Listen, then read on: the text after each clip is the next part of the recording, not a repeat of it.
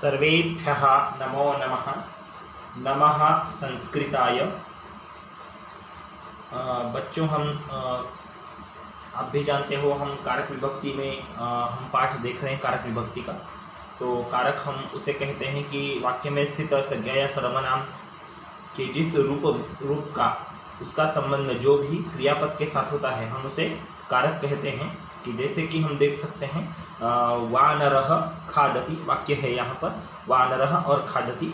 आप भी जानते हो संबंध क्या होगा, वानरः है कर्ता और खादति है क्रियापद। इन दोनों के बीच जो संदर्भ होगा कर्ता और क्रियापद का संबंध होगा। तो कर्ता की हो गई प्रथमा और क्रियापद की प्रथम पुरुषी एक वचनी क्रियापद है। आप भी जानते हो संस्कृत में 3 पुरुष आते हैं, प्रथम पुरुष, मध्यम पुरुष और उत्तम पुरुष, उसी नियम से। ठीक है, तो आगे हम अब तक प्रथमा, द्वितीया, तृतीया, चतुर्थी, पंचमी और षष्ठी तक का अध्ययन कर चुके हैं। प्रथमा का कारक कर्ता है, वाक्य में जो क्रिया करता है हम उसे कर्ता कहते हैं। उसकी सामान्य रूप से प्रथमा हम करते हैं छात्रः लिखति, बालिका पठति, बालकः गच्छति, सीताः पश्यन्ति, है ना। इसी तरह से यूयं पश्यथ, इस तरह से हम करते हैं। दूसरा कारक है द्वितीय विभक्ति का, कर्म कारक विभक्ति है द्वितीया, तो उसका कारक है कर्म। कर्म यानी कि कर्ता की क्रिया का प्रतिफल या परिणाम जिस पर पड़ता है, क्रिया का फल जिस पर पड़ता है या परिणाम जिस पर होता है हम उसे कर्म कहते हैं। रामः वनं गच्छति, सीता शुकं पश्यति, बालकः चित्राणि पश्यति, रामः फलं खादति, बालकाः पुस्तकानि पठन्ति। इस तरह से तीसरा हमने कारक देखा है। तीसरा तृतीय विभक्ति कारक है करण। जिससे भी इंसान क्रिया करता है हम उसे उस कारक को हम करण ऐसे कहते हैं। और करण से के द्वारा तृतीया के संदर्भ में हम जब वाक्य कहते हैं तो इंस्ट्रूमेंट कोई ना कोई होता है। अहम मुखेन वदामि, अहम पादाभ्याम चलामि, मेरे पास 2 पैर होते हैं, मैं इंसान हूँ, मुझे 2 पैर है, इसलिए मैं 2 पैरों से, सामान्य रूप से कोई भी इंसान 2 पैरों से चलता है तो पादाभ्याम आएगा। ठीक है, मनुष्यः पादाभ्याम चलति। ठीक है, इसी तरह से अहम मुखेन वदामि, अहम कर्णाभ्याम शृणोमि, मैं 2 कानों से सुनता हूँ। ठीक है, मैं अहम हस्तेन लिखामि, अहम मुखेन वदामि, अहम चलभाषेन संभाषणम करोमि। इसी तरह से हम इसको ध्यान में ले सकते हैं कि किस तरह से हम इसको सोचते हुए इसका अध्ययन कर सकते हैं कि कोई ना कोई इंस्ट्रूमेंट क्रिया के लिए आवश्यक है। उस इंस्ट्रूमेंट के बजाय हम क्रिया कर ही नहीं सकते। ठीक है, आगे इसके बाद हमारे सामने कंसेप्ट थी सामान्य रूप से चतुर्थी विभक्ति की। क्या थी? संप्रदान। जिसको भी कुछ दिया जाता है उसके लिए उस कर्ता जिसके लिए कार्य करता है वह संप्रदान कारक होता है। इसके लिए चतुर्थी विभक्ति का प्रयोग होता है। ठीक है, शिक्षिका तस्मै पाठयति, तस्मै विभक्ति चतुर्थी एक वचन, तो प्रश्नवाची पद क्या आएगा? शिक्षिका कस्मै पाठयति। नृपः याचकेभ्यः धनं यच्छति, राजा याचकों को धन देता है। ठीक है बच्चों, आगे यानी कि जिसे भी कुछ दिया जा रहा है उसकी क्या की गई है? उसकी की गई है चतुर्थी। ठीक है, इसी तरह से नृपः याचकाय धनं यच्छति, सः पठनाय विद्यालयं गच्छति, विभामालायै पुष्पाणि आनयति, शिशुः दुग्धाय क्रन्दति, भ्रमरः पुष्पाय स्पृहयति, दीपकः प्रकाशाय भवति। अगला कारक है अपादान। अपादानात् विभक्ति का भवेत्, अपादानात् विभक्ति भवेत् पंचम। जिससे भी अलग होने के संदर्भ में हम उसके बारे में सोचते हैं तो उसे हम अपादान कहते हैं। लेकिन दूर होने का संदर्भ है या दूर जाने का संदर्भ है ऐसे विषय में, तो अपादान से अलग होने के भाव में हस्तात् रूप्यकं पतितम्, हस्तात् रूप्यकं पतति।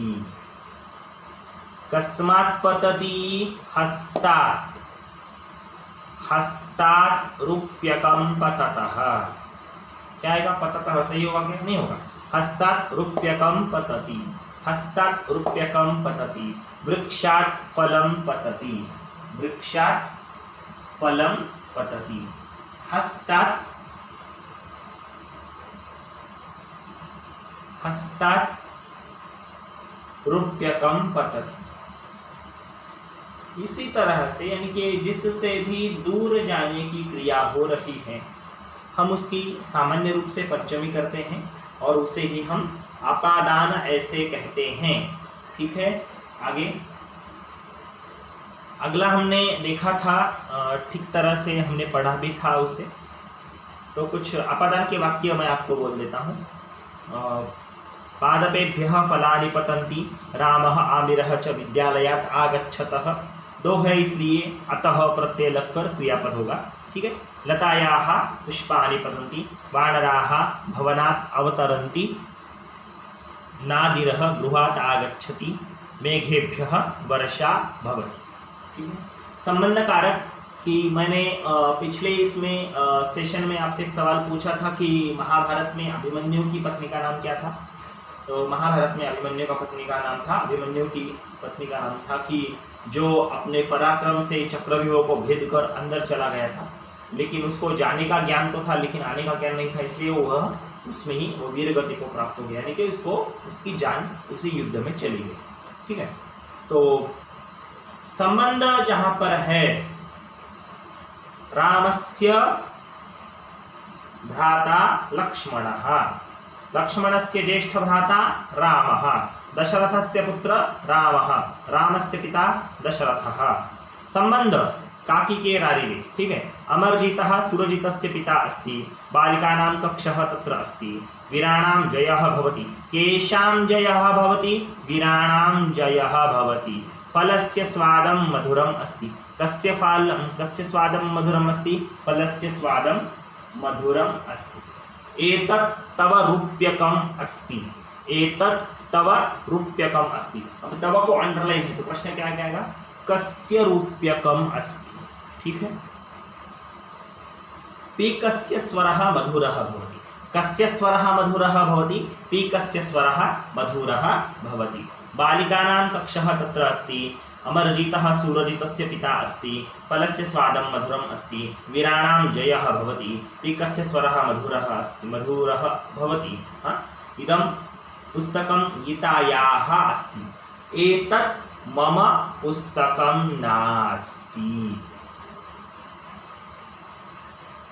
एतत् मम पुस्तकं नास्ति।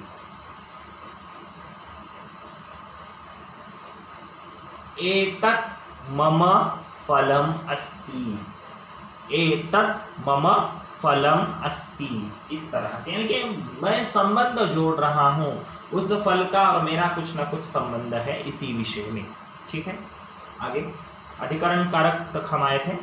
आधार बताने के लिए अधिकरण कारक होता है तथा इसके लिए सप्तमी विभक्ति में पर का प्रयोग होता है। जैसे कि इस चित्र में वानर पेड़ पर बैठा है, यहाँ पेड़ आधार है, इसमें अधिकरण कारक का प्रयोग हुआ है तथा इसके लिए सप्तमी विभक्ति में पर वृक्षे का प्रयोग किया गया है। आप देख सकते हो सप्तमी इन ऑन के लिए यूज की जाती है स्टूडेंट्स। ठीक है, पादपे फलानि सन्ति, लतायां पुष्पाणि शोभन्ते, पुष्पेषु भ्रमराः भ्रमन्ति, वने सिंहः गर्जति, गृहेषु जनाः वसन्ति, तस्मिन् वने गजाः सन्ति।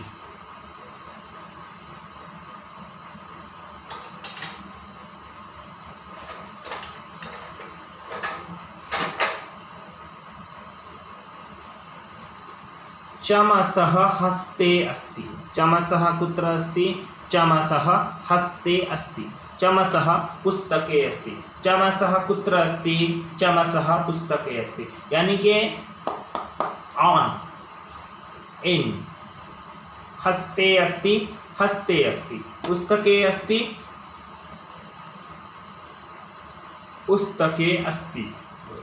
चमसः कुत्र अस्ति? चमसः पुस्तके अस्ति।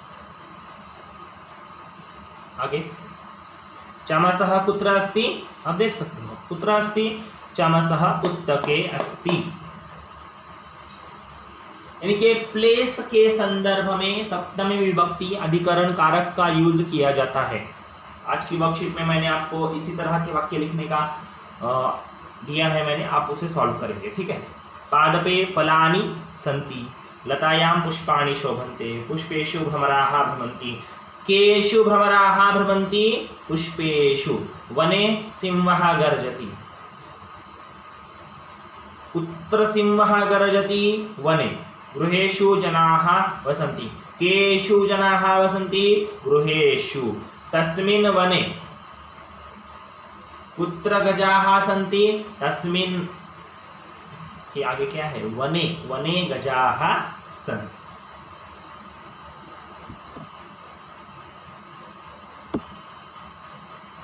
आगे अंतिम पॉइंट इस पाठ का,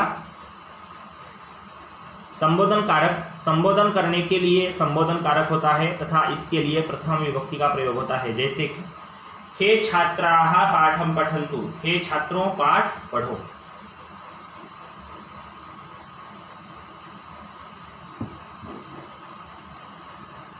हे छात्राः पाठं पठन्तु, हे छात्रों पाठ पढ़ो। यानी कि सूचना देने के संदर्भ में, रिक्वेस्ट करने के संदर्भ में, बचाओ बचाओ, हे भगवान मुझे बचाओ, हे माँ मुझे आशीर्वाद दो, ऐसे कहते हैं ना, उसी तरह से संबोधनवाची यानी कि आवाहन कारक, कॉलिंग है। ठीक है बच्चों। हे देव रक्षां कुरु, हे प्रभो मह्यम विद्याम यच्छ, हे देव संबोधन एक वचन है, हे प्रभो संबोधन एक वचन है, हे भानो, हे गुरो। ठीक है। प्रभु प्रभु, प्रभवः प्रथमा, इस तरह से। हे राम अत्र आगच्छ, अरे चायपानं कुरु, हे मेघ जलम देहि, हे बालिके लेखम लिख, इस तरह से। ठीक है बच्चों। आप इसी तरह से वाक्य लिखने का ट्राई कीजिएगा, नहीं आएगा तो मैं अगले सेशन में आपको बोल दूंगा। तो पाठ के कुछ स्मरणीय तथ्य हैं, हमें उनको ध्यान में लेना है और हम इस सेशन से अभी ये पाठ हमारा कारक का हो जाएगा। अगले पाठ में हम वर्कशीट सॉल्व करके आगे जाएंगे। ठीक है। कारक स्मरणीय तथ्य है कुछ, देखते हैं हम। कारक 8 तथा विभक्तियाँ 7 होती हैं, सभी जानते हैं। 8वां कारक संबोधन होता है, इसके लिए संबोधन का प्रयोग किया जाता है। जैसे हे राम, हे बालक। संबोधन एक वचन का रूप प्रथमा विभक्ति एक वचन के रूप से परिवर्तित अलग होता है। जैसे प्रथमा विभक्ति एक वचन बालकः होता है और संबोधन एक वचन हे बालक होता है, यानी कि बालकः का विसर्ग वहाँ पे निकल जाएगा। ठीक है, होता है। जैसे कि साधु प्रथमा एक वचन है और साधो अभी अभी हमने देखा है, हे प्रभो, हे भाणो। ठीक है, उस तरह से हे साधो संबोधन एक वचन होता है। वाक्य बनाने के लिए कारकों और उनकी विभक्ति चिन्हों का ध्यान रखना आवश्यक है। वाक्य यदि बनाने हैं तो प्रथमा का कर्ता, द्वितीया का कर्म, तृतीया का करण, चतुर्थी का संप्रदान, पंचमी का अपादान, षष्ठी का संबंध, सप्तमी का अधिकरण और संबोधन का संबोधन, यानी कि जो 8वीं विभक्ति हम उसे संबोधन विभक्ति कहते हैं, उसका संबोधन। इन चिन्हों का ध्यान हमें रखना आवश्यक है। यानी कि क्या ध्यान में रखना है? कर्ता ने कर्म को कर्ण से के द्वारा, यानी आप समझ रहे हो मुझे क्या कहना है। ठीक है, अभी मैं आपके सामने अभी अंतिम 1 मिनट में भी ये चार्ट आपके सामने लाया हूँ। मैंने अपनी किताबें खोली होंगी, no doubt, I know that. You all are very good students, I know that. प्रथमा कर्ता ने, द्वितीया कर्म को, तृतीया करण से के द्वारा, चतुर्थी संप्रदान के लिए, पंचमी अपादान से अलग होने के लिए, अपादान से अलग होने के भाव में, षष्ठी संबंध, काकी के रारी रे, मेरा मेरी, उसका उसकी, उसके। ठीक है, इस तरह से। सप्तमी अधिकरण में पर, मैं घर में हूँ, मैं उसके ऊपर हूँ। ठीक है, मैं घर के ऊपर हूँ, इस तरह से। संबोधन ऐ भो, हे राम, हे देव, माम रक्ष, इस तरह से।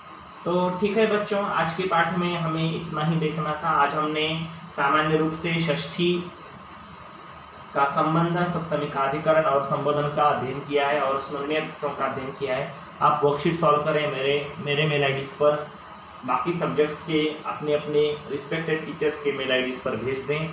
थैंक यू, धन्यवादाः, पुनर्मिलामः, स्टे होम, स्टे सेफ, जय हिंद।